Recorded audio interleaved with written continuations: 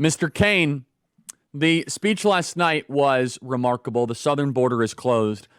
Talk about the demographic realignment. Younger voters in particular are moving to the right even more so than their parents.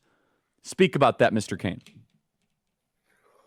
Well, it's happening, Charlie. It's been happening for 6 months, for a year. And to be honest, it's probably, I don't know how to designate percentages here, but it's probably at least 50% because of TPUSA.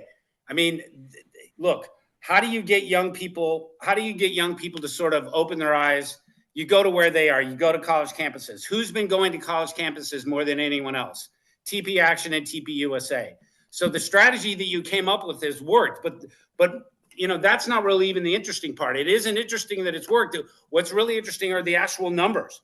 That these are big, as you said, more than their parents are. How can you even imagine saying 5 years ago that one of the strengths of the America First movement or the Republican movement would be young people, would be voters under 39?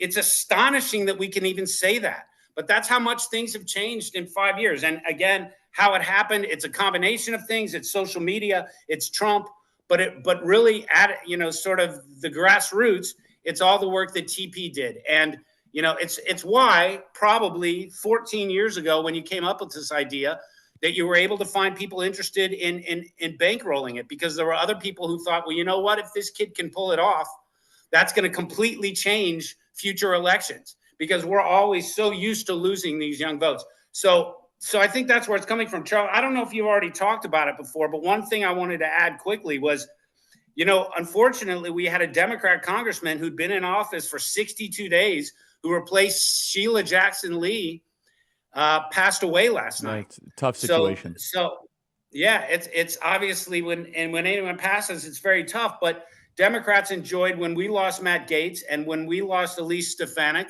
and how that was going to help their voting. So I think the bottom line of, you know, of what happened is we now have one more vote to play with.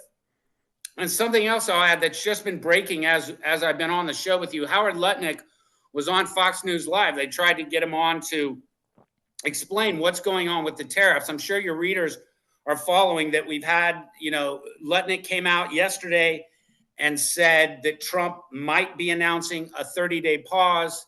So he sort of clarified in the last 20 minutes. He said the full tariff agenda from Trump will come out April 2nd. And he said that it has not been, and the reason it hasn't been announced, and I'm guessing this is why Caroline Leavitt is delayed. I think she's waiting to get a full she just took the stage. So Kane, if that's okay, let's cut to her. Kane, we'll talk to you soon. CitizenFreePress.com. You're the best, Kane.